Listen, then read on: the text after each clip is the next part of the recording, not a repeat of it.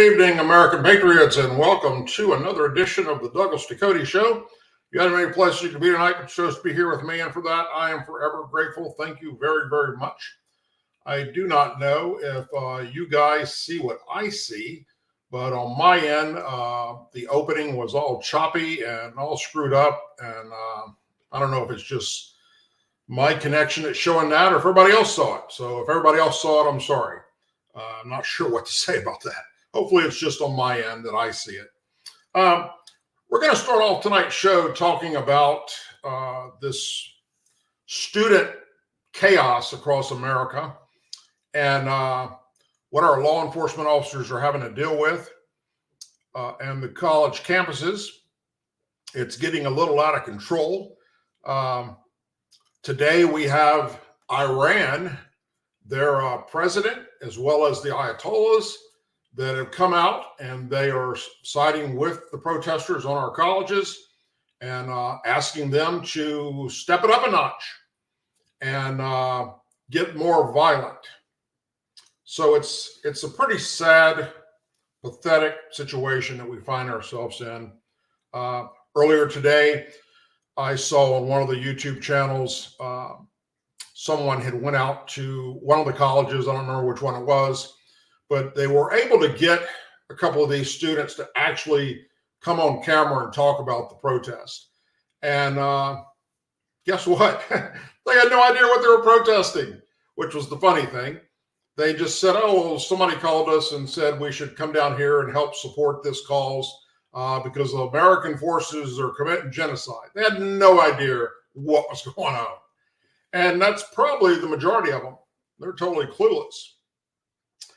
Speaking of clueless, earlier today, I posted a meme in my community section. And it was a meme that shows AOC, Rashid Tlaib, Alihan Omar, and some of the squad members. You all might have seen that meme. Kind of looked like that. And it said, or this is what I said to the meme, AOC, Alihan Omar, Rashid Tlaib, and their clown posse need to be held accountable for inciting violence and hate across America. Sadly, these liberal college students look up to them as their heroes. Any member of Congress standing in support of Hamas and Palestine should be arrested and charged with inciting violence. And I say that because that's how I view it. As a veteran law enforcement officer, some of the things that they're saying coming out of their mouth, not only is it not true, but it's inciting these students to continue to do what they're doing.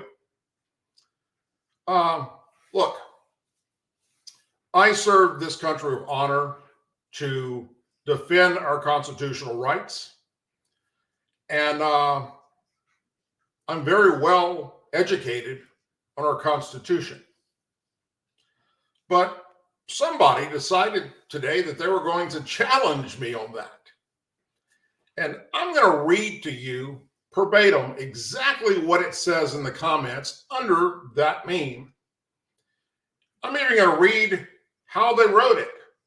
And I'm guessing they're probably not even an American because some of the words they use aren't really words. And my little response to it. This person on YouTube goes by the handle of Doug Reed 9843. And they posted this probably about 15 minutes ago now. And it says, freedom of speech is our constitutional God-given right. It shall not be infringed upon. I give this a thumbs down for this reason. It is treason to think otherwise. Our family institution dictated what shall and shall not be legal, not the bought out class by any specific organization with no much money to spend date mining the outcome of any issue. Now I'll stop right there and say, does anybody know what that last sentence even meant? I don't. It goes on to say, I may not fully agree with this group for their cause, But these claims are what is illegal according to our Constitution. This post wishes to toss freedom, TOSD, of speech because it claims hate speech against a certain people when those claiming this is not, in fact, all one word, what they claim to be themselves, and those they scream are such in a prejudiced manner are, in fact, all one word, a Semitic people, and those claiming it's anti-Semitic are not a Semitic people at any level. Why have they outlawed DNA testing in that faraway country? Because they are not what they claim to be. The native people of that land are, in fact, a Semitic origin, as is everyone in that region, period. Not white Europeans claiming to be, period, V. Now, I'm going to read between the lines because I understand what the guy or girl's trying to say. And that is that me coming down on AOC and Rashid Tlaib for what they're saying is taking away their freedom of speech because they should have the right to say what they're saying. And I would imagine that this person, just like those I told you about a while ago that were actually went on camera to say they didn't have a clue what they were talking about, is kind of fits into that category as well. So I responded with this. You are sadly wrong. The First Amendment, freedom of speech, does not give you or anyone the right to chant death to America while at the same time burning American flags. Nor does it give anyone the right to physically assault others, to include law enforcement officers. So thank you for expressing your thoughts, but your comment has no merit whatsoever when it comes to this anti-American problem we are faced with. Have a blessed day. And I think I'll use this conversation between us in tonight's show. So tune in, please.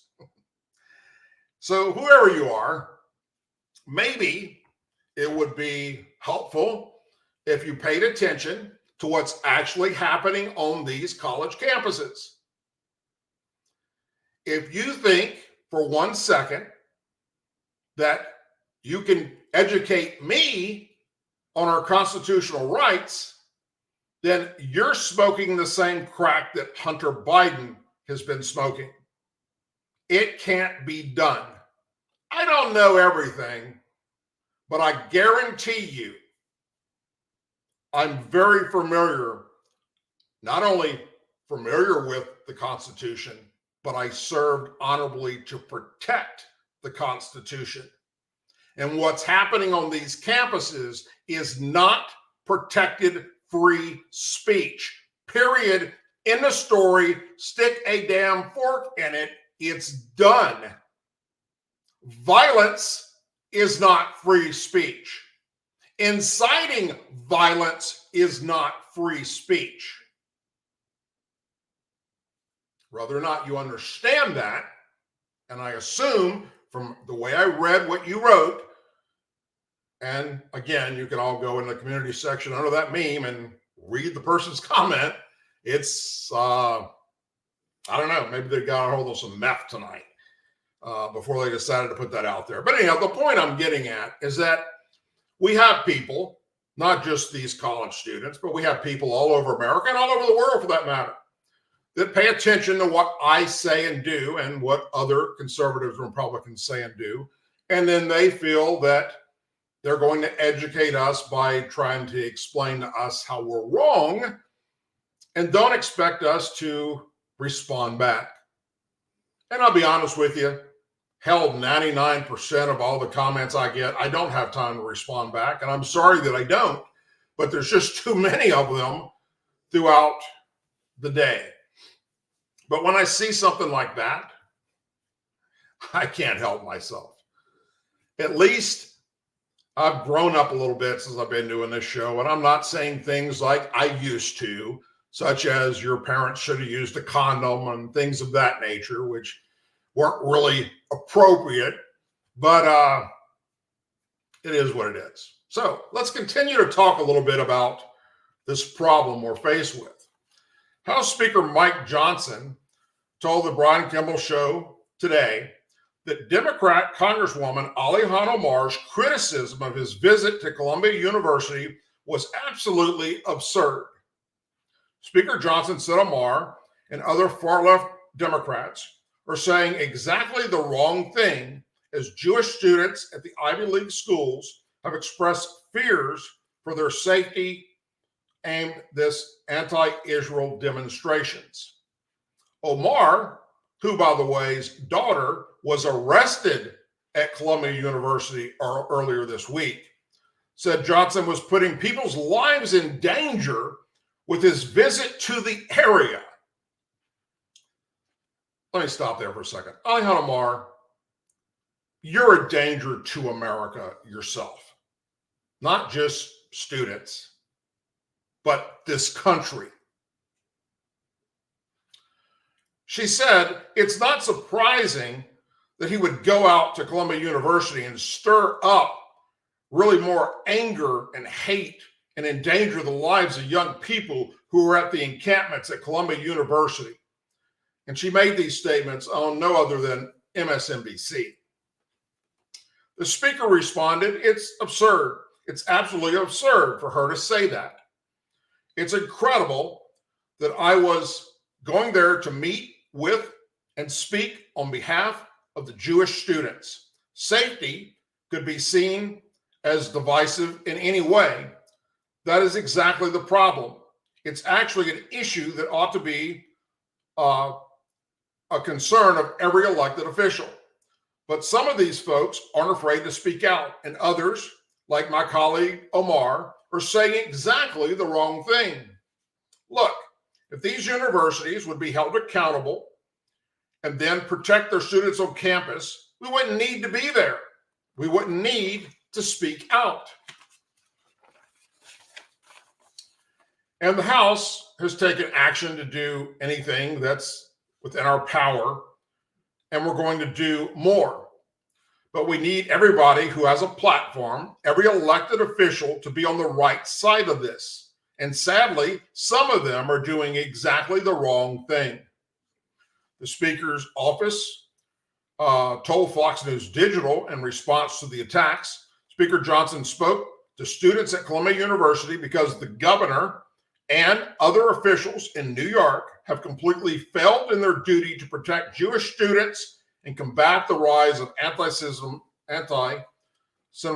in their party, which is exactly what's happening. Now, I've got my own issues with Speaker Johnson, which, if you watch this show, you know. He's done some very crazy things in the past week. He's lied to the American people. But with this, I get it. I understand. And he had every right to go there and talk to them or try and talk to them because somebody needs to. And he's right by saying that we need everybody that has a platform to speak out against what's happening. And sadly, the squad isn't going to do that. They're going to make it worse. Students who formed an encampment at Columbia University in New York City in protest of Israel's war against Hamas in Gaza were met with the full force of the New York Police Department after the school finally reversed course to allow law enforcement personnel to come on campus because they lost control of it. The decision prompted backlash from Democrat Representative Alexandria Ocasio-Cortez, aka AOC, and ignited a tiff between the lawmaker and the police force online.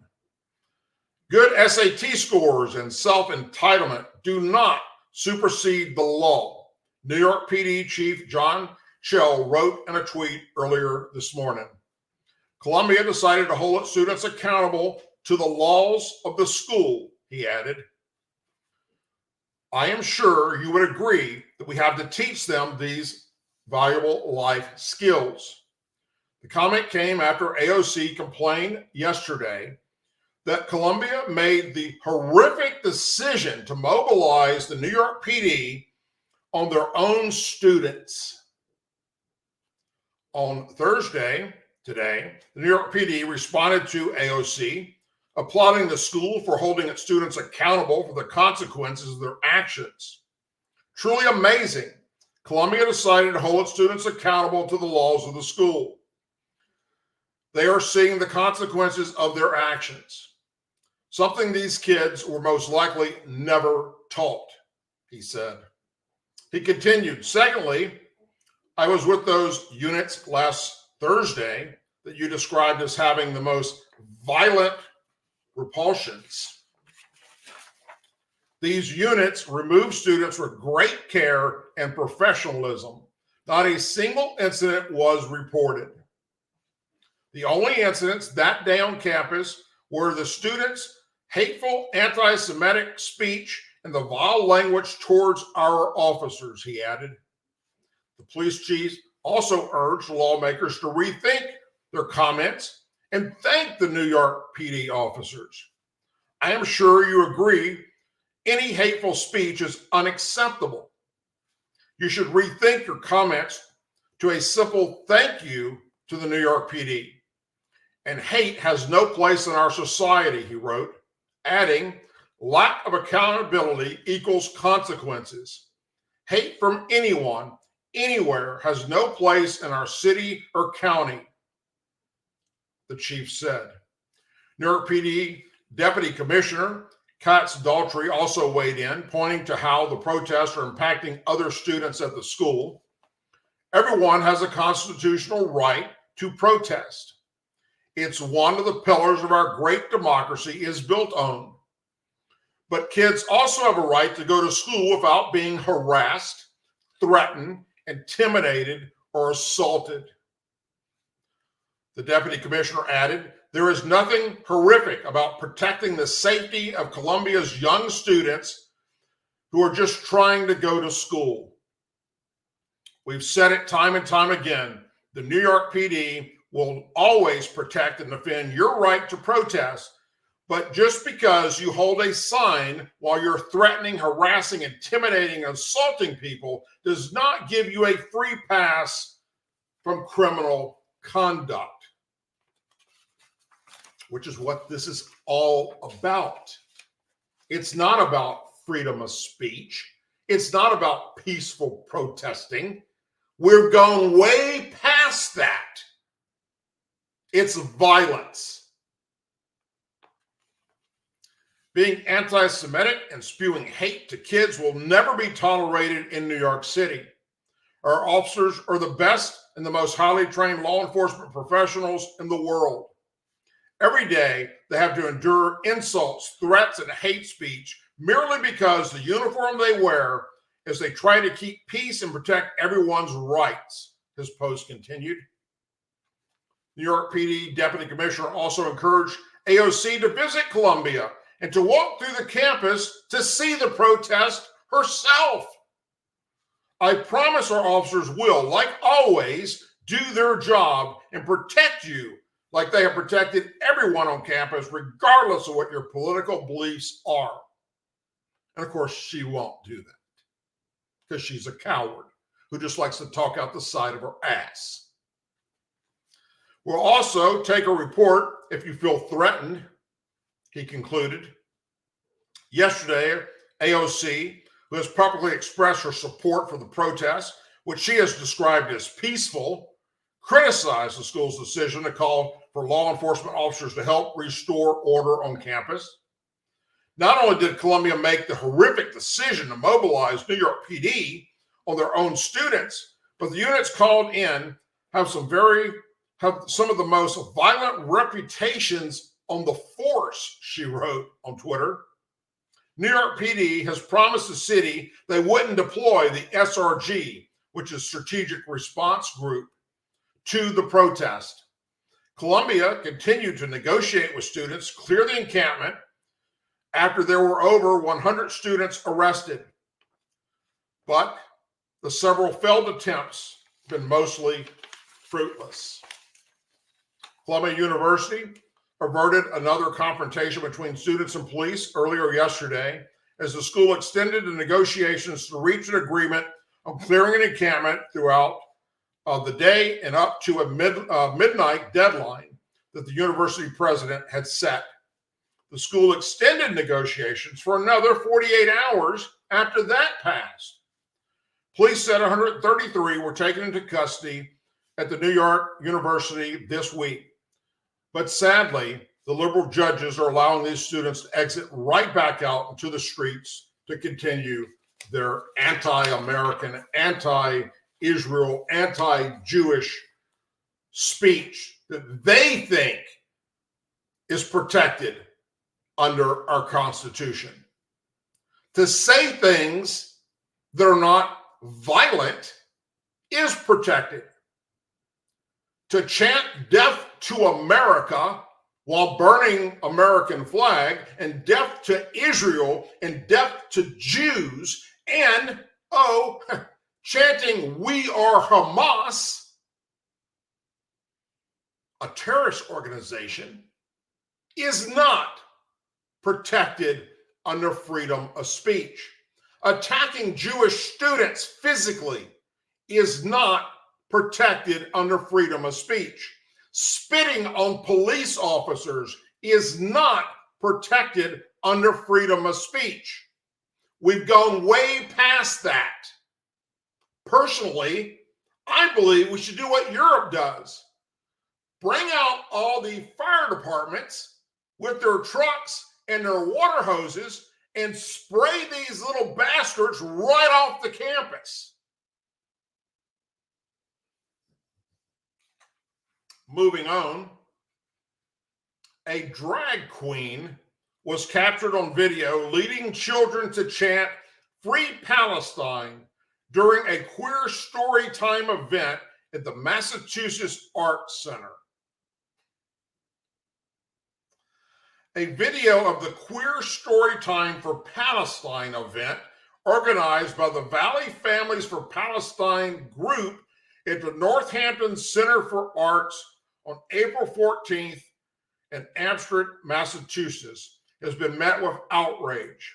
The video shows a drag queen, Little Miss Hot Mess, ordering a group of preschool and elementary school children to chant "Free Palestine," according to Valley Families for Palestine's Instagram post.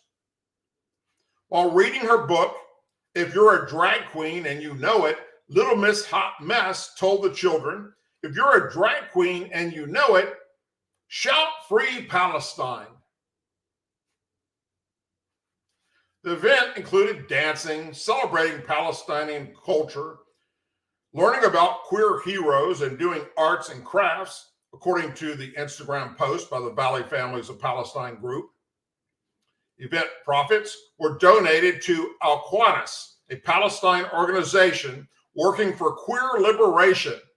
The event also featured Hannah Mossenbach, a Palestinian American activist and the author of Homeland, My Father's Dreams of Palestine, and Sarah Prager, the Massachusetts-based author of Queer There and Everywhere, 27 people who changed the world, rainbow revolutionaries, 50 LGBTQ plus people who made history, kind of like Messiah, learning from LGBTQ plus leaders, and a child introduction to pride. The inspirational history and culture of the LGBTQIA plus community, Queer Storytime for Palestine event and video, has sparked backlash, as you can imagine, with many pointing out that LGBTQ people are not treated with respect in Gaza and Palestine.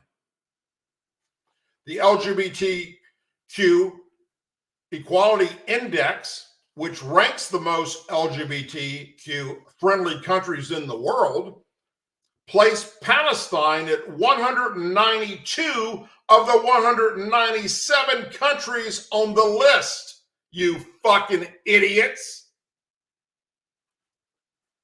which was slightly above Iran.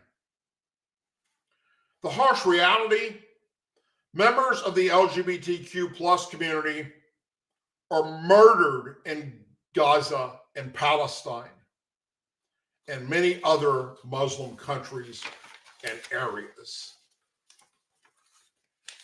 Most of these college students on campus that are protesting right now also fully support LGBTQ and drag queens and everything in between. And I'm totally fine with that. I don't care what you support when it comes to that. Go for it. But you're too dumb to realize that you're supporting people that if you did that over there where this war is taking place between Israel and terrorists, they would kill you.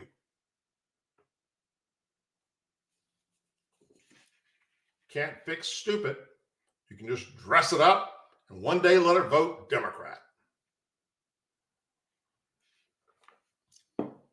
North Korea sent its highest level delegation to Iran in about 5 years as the U.S. raised concerns that arms sales from North Korea and Tehran have helped fuel conflicts in the Middle East and Russian war in Ukraine. In a rare public report of the trip, the official Korean Central News Agency said in a one-sentence dispatch, the North Korean delegation, led by the External Economic Relations Minister of Tehran on Tuesday, Yan had traveled to Russia earlier in April and is featured prominently in state media as a key player in trade between North Korea and Moscow. While North Korea is unlikely to disclose further details about the trip, it highlights the military cooperation between the two countries and their defiance of the United States over the years. North Korea last sent a top member of its parliament to Iran back in 2019. The Ukraine war has paved the way for cooperation between North Korea and Iran, said Ban Kiljo, a research professor at Korea University. North Korea is sending an economic delegation now, but it will be the beginning of a wider military cooperation to follow between the two. The U.S. has long accused Iran and North Korea of military cooperation in the missile and nuclear fields that ran from the 1980s and into the first decade of the 2000s. It tapered off in recent years due to sanctions as well as the development of domestic weapons production in both countries. Washington has charged the two with sanctions violations and sending arms to Russia for its war in Ukraine. During the visit to South Korea this month, U.S. Ambassador to the United Nations, Linda Thompson-Greenfield, said in return to for the arms, Moscow is offering support that aids the weapons program for both North Korea and Iran. The State Department senior official for North Korea, Jean Pak, P-A-K, said in an interview this week that there is now a real risk the higher profile nature of North Korea's relationship with Russia could make its armaments more appealing to other groups around the world. South Korea's spy agency issued a rare warning last week about cooperation between Iran and North Korea, saying that there is a possibility that North Korea could have helped Iran in its attack on Israel. South Korea previously said North Korea's weapons have been used by Hamas, a U.S. designated terrorist group, against Israel as the war in Gaza drags on. While there have not been any specific allegations of recent arms transfers between North Korea and Iran, although we know there have been because we captured some of the ships trying to get the weapons over there, there are items that could, won't, and be for each other. Energy-strained North Korea could benefit from Iran's oil and might be looking to acquire drones like those Iran has sent to Russia. Arms experts Lima Kim said, adding Iran's nuclear program could receive a boost from North Korean technology. Further military cooperation between the two countries is very likely, said Kim, a professor of security studies at the Daniel K. Asian Pacific Center for Security Studies. For its part, and despite a recent leak of hacked documents that indicate otherwise, Iran has repeatedly denied selling Russia drones for use in Ukraine, but said it sent a small number before the February 2022 invasion. Moscow and North Korea have denied the arms transfer accusations, despite a multi-latitude of satellite photographs released by research groups in the U.S. government showing the flow of weapons from North Korea to Russia and then to munition dumps near the border with Ukraine. It appears to be part of a broader effort to build a coalition against the United States, said Kujing Young, a research professor at Seoul National University Asian Center, referring to the trip by the North Korean delegation. Until we do a strategic strike against Iran and North Korea, this shit is just going to continue to get out of control.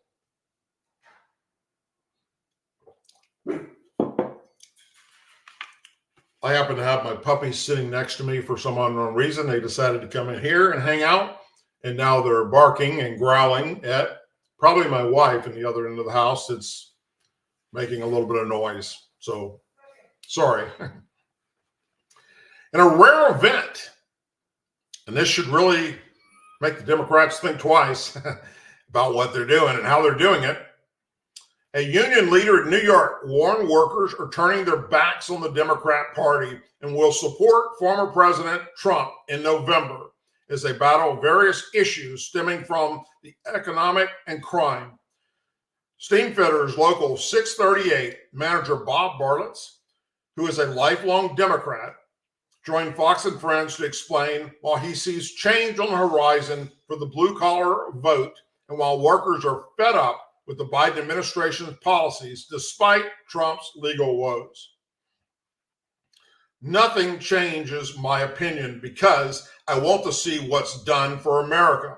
I want what's right for America. I want what's right for the citizens. And my members want that also, he said. He said his members are very agitated. They're living week to week. Some of them are not affording their bills. And I think things need to change.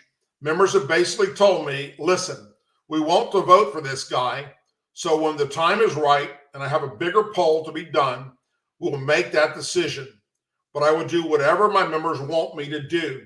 Bartlett's comments came after Trump visited a construction site in New York City where he was met with praise from hundreds of union workers. We're very close in New York, I understand, and we're leading the country by a lot, Trump said. Biden, by the way, just yesterday in a speech said that Trump's never built anything. He doesn't know anything about building anything, and that he himself knows all about what it's like to put on work boots and gloves and get his hands dirty. Also, his relative was eaten by cannibals. A poll just came out a little while ago, as you saw yesterday, that we were up in every swing state and up by a lot in every swing state. So I think we're going to do very well, and we're going to make a play for New York. Normally, a Democrat will win New York, Trump continued. Biden is the worst president in history, and we have some very bad people here, but we have the greatest people, and they're right behind me. And they all want us to run. And we're going to run very hard in New York. Bartle said Trump's legal woes have no impact on his decision to vote for him in November, given the severity of the challenges Americans are currently facing. I see a wave coming, as a matter of fact, and nobody that I speak to likes what's going on in America right now, the union boss said. Trump's visit comes as he attends the 7th day of the criminal trial in New York City, stemming from charges out of the Manhattan District Attorney Alvin Braggs' investigation. The Supreme Court is also hearing arguments today on whether former President Donald Trump is immune from prosecution in Special Counsel Jack Smith's election interference case. Despite the former president's busy court schedule, a Wall Street Journal survey released earlier this month indicted Trump with the edge over the President Biden in 6 of the 7 states polled. Well, that pissed them off. Pennsylvania, Michigan, Arizona, Georgia, Nevada, and North Carolina. According to the survey, Trump holds a 6-point lead over Biden in North Carolina in a ballot that also includes third-party and independent candidates. Trump has a 5-point lead in Arizona, a 4-point edge in Nevada, and 3-point advantage in Michigan and Pennsylvania. Former president edges the White House incumbent by a single point in Georgia, with the two tied in Wisconsin. I put out a poll in my union, he said. President Trump is leading Joe Biden 3-1 on my presidential poll out of 9,000 members of the union. We are very tired of the situation with groceries, inflation, gas prices, illegal immigration, crime. We're living it every day in New York City, the union boss said. Look, when the unions turn against you,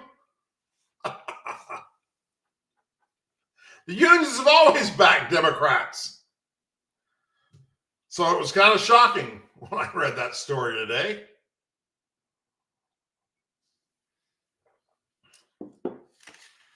Let me ask you something. Have you ever thought that you would see a day when this anti-American bullshit would happen in baseball? After all, we've seen it in the NFL and the NBA. Well, Chicago Cubs pitcher Luke Little was forced to change gloves during the team's 4-3 victory over the Houston Astros last night because of the American flag patch on his glove.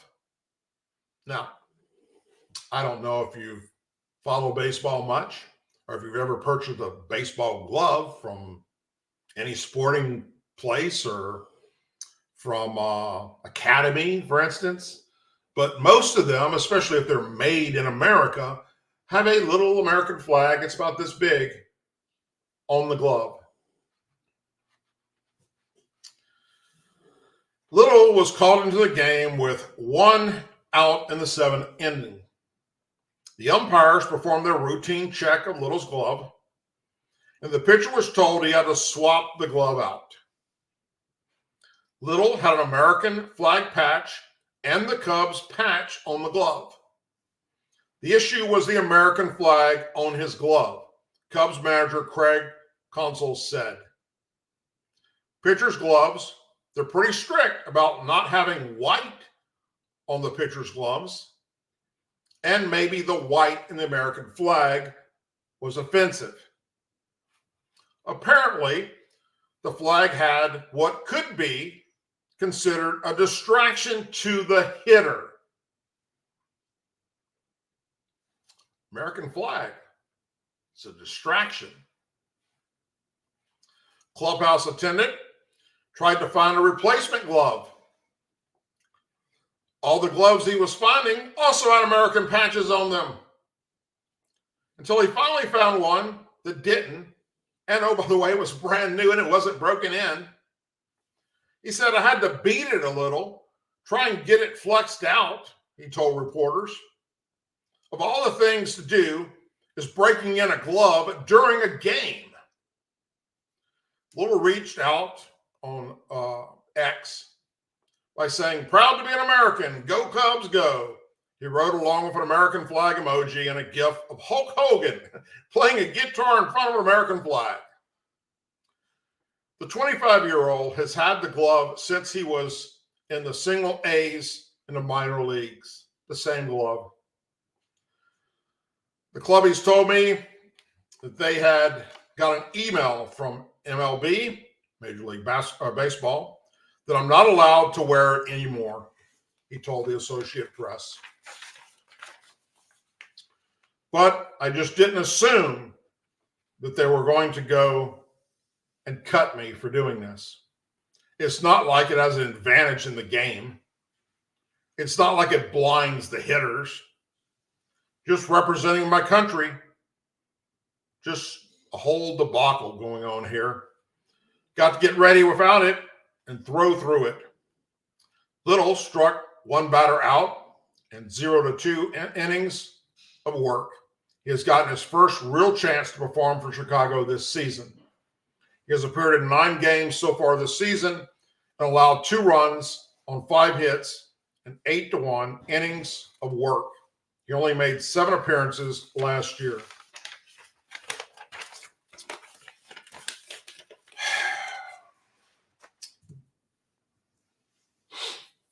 The American flag is now offensive in Major League Baseball.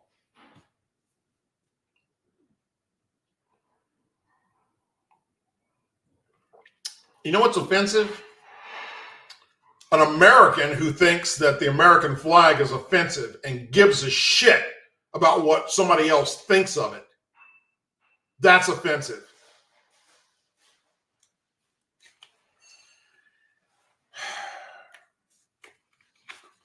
In an article in militarynews.com, American troops could be formally punished if they refuse to use a service member's preferred pronouns.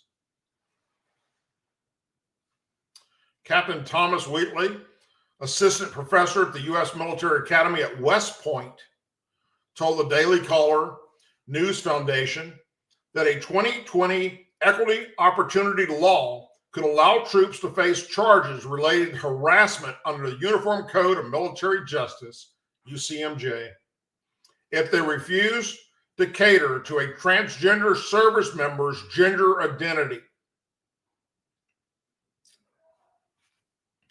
The United States military is right to want to protect the rights and welfare of its transgender service members, but it owes the same protection to those who share a different perspective on the issue, especially when the perspective is a deep-seated expression of personal consciousness, Whitley said. Whitley noted that the military does not have any rule explicitly barring misgendering as understood by the LGBTQ community, but current guidance implies troops in violation of military equity opportunity regulations against harassment and discrimination based on sex if they use incorrect pronouns.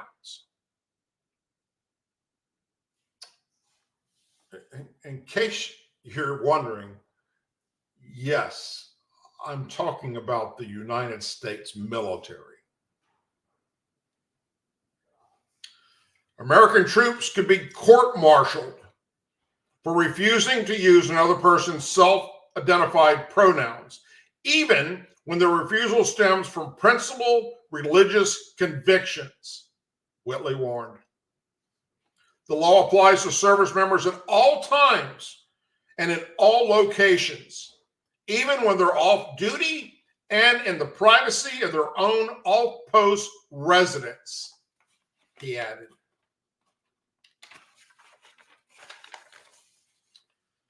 William Thibodeau, director of the Claremont Institution's American Military Project, accused the military policy and legal infrastructure of existing to wage war on Americans with deeply held traditional beliefs about man and woman. Thibodeau urged lawmakers to end this tranny of liberalism before it is formally levied against American soldiers preferring to live in reality instead of a fantasy world.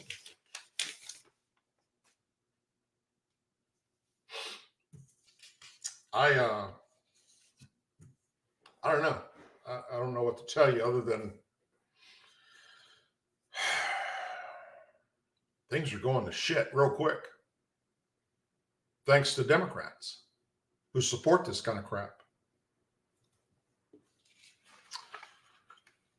A new report says that young staff members in President Joe Biden's administration secretly exchanged text messages referring to former President Donald Trump as Hitler's pig after Maggie Hatterman A reporter for the New York Times wrote that Trump appeared to be sleeping during Monday's court proceedings in New York City.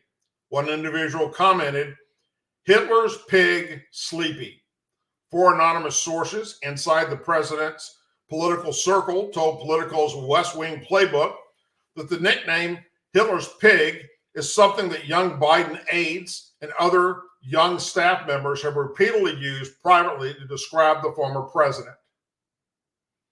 Politico noted that a Google search of the nickname Hitler pig reveals images of Trump as a pig with a swastika armband. The outlet suggested that the nickname could have originated online before being used by young staff members in the Biden administration.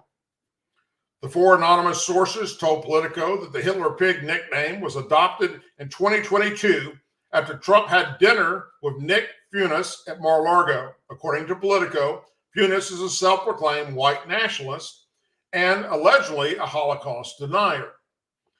While the Biden administration claimed that Trump's dinner with Funes suggested that he accepted his controversial beliefs, Trump claimed that Funes has not been invited to Mar-a-Lago, but that he had come along with rapper Kanye West during the visit to Mar-a-Lago as a guest of Kanye West.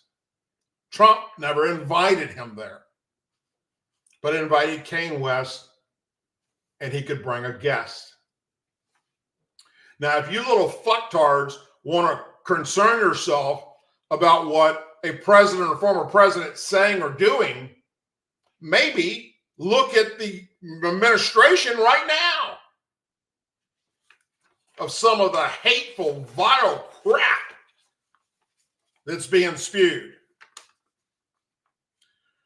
The former president also emphasized that his beliefs wouldn't have been accepted if he had discussed them, according to the Post-Millennial. According to Politico, since Trump's dinner with Funes and West, young Biden's aides will probably text each other, "Hey, did you see what Hitler's pig said?" Whenever Trump referenced Hitler or World War II Germans, in a statement to Politico following Thursday's report, Brian Hughes, a senior advisor to the Trump campaign, said, "Joe Biden talks a lot about decency, but he and his staff don't have a decent bone in their bodies." These ridiculous and gross comments reflect the failure and dishonesty of the entire Biden operation. Chris Lachefitz, who is also an advisor to the Trump campaign, released a statement Wednesday on X, formerly Twitter, criticizing Politico's story. Lachefitz said, while Politico thinks it's funny that Biden staffers use the terms Hitler's pig to describe Trump, it's actually more a representation of what a rag they've become and the level of shit that works in the White House.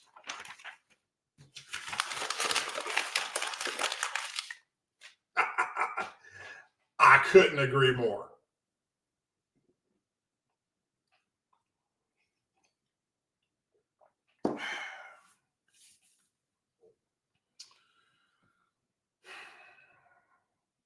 What do you think?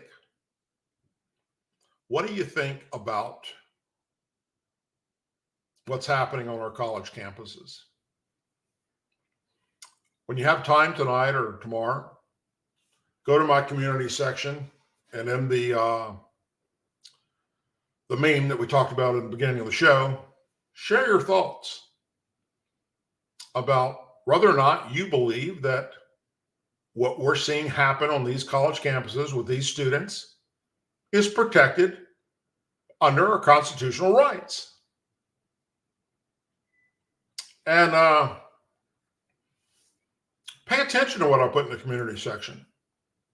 There's a reason I do that. It's almost like a mini show in between shows of things that are taking place across this country and in some cases the world, that in some cases it may be funny, a funny type meme, but it's reality. It's actual things that are taking place. And that's what's so sad about it. Yeah, there are times when I come across a meme and I laugh out loud, and I go and I post it on social media. I leave it up, even though sometimes afterwards I think, how pathetic is this? How sad is this? But I leave it up because you need to see it. You need to be aware of what is going on outside of your everyday life of working and taking care of kids and taking them to soccer practice and working 8, 12 hours, sometimes people working 2 jobs. I know that trust me, I've been there. It's difficult sometimes to keep up with what's happening, not only in your own city, but your state and the country, much less the world. The average American family, when they finally have downtime to pay attention to the news, it's time to go to bed and start all over again the next morning. So in some ways, social media is a blessing, because when you do have time, you can come back and you can watch shows like mine if you didn't get a chance to watch it live, or the other conservatives and Republicans, or even if it's Democrats that you like to watch on social media. You have the opportunity to go back and hear what they had to say. The other side of that coin is that social media has become basically Satan, just like our cell phones.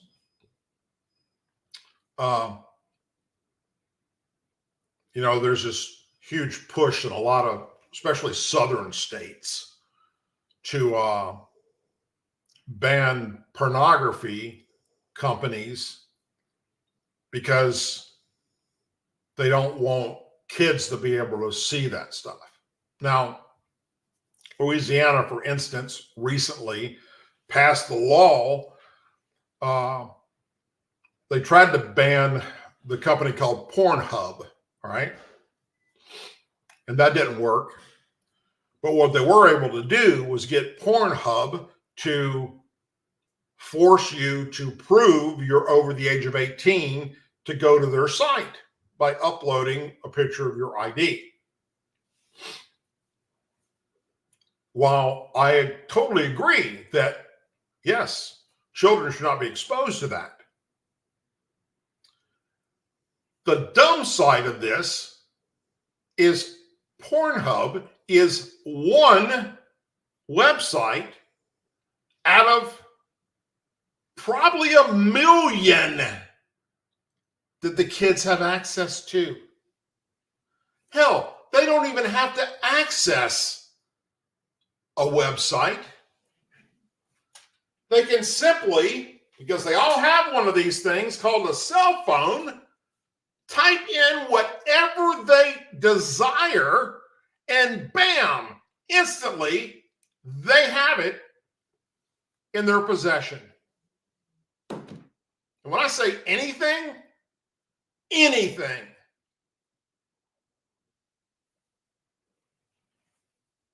So social media and these things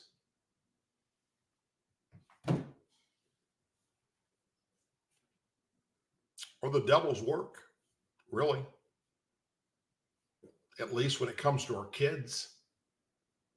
It's great knowledge for adults that need access to real world events or to educate yourself on something. I wish that the students in these college campuses would use them for educational purposes instead of bullshit and anti-American crap and supporting Hamas. Maybe that's the problem. They've watched so much porn as a kid that when they got to college, their brain is messed up. I don't know. I do know that it's pretty sad. And it continues to get worse. And it's like a weed that won't go away. We're going to see some pretty bad things happen in the coming days. Trust me. You heard it right here. 4/25/2024 at 8:57 p.m. If you don't see the writing on the wall, you're completely not paying any attention. It's getting bad. And when you used to be able to turn on the news and see that the bad shit was only happening in third world countries, thanks to this current administration and the Democrat Party, not your typical Democrat family member, but those in Washington, D.C., members of Congress, congressmen, women, senators, House representatives. That third world country shit's going to be happening right here for us to deal with. And it's my belief that the time will come that American patriots, for those of you who consider yourself American patriot, will have to do what is right and stand up and help support law enforcement, because there ain't enough of them to combat what's coming. I really believe that. You had a many pleasure to be tonight. You chose to be here with me, and for that, I am forever grateful. Thank you very much. If you haven't already done so, please subscribe to the channel. Share the channel with your friends and family, and also with your social media platforms. Like the video if you haven't already done so. Subscribe to my channels. I'm going out live on YouTube, on Rumble, on LinkedIn, on X, formerly Twitter. And all I'm trying to do is spread factual information and wake people up of what's coming, because it's not going to be good.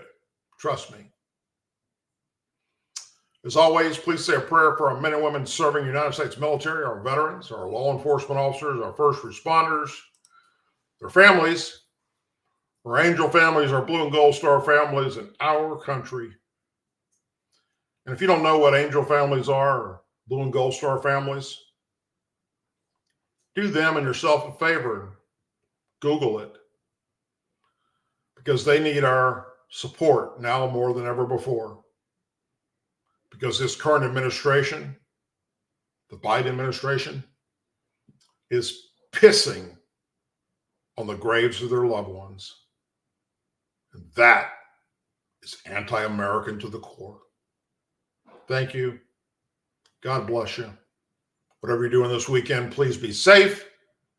I'll see you back here next week as we continue to spread conservative, patriot, and American values and beliefs. Good night, everyone.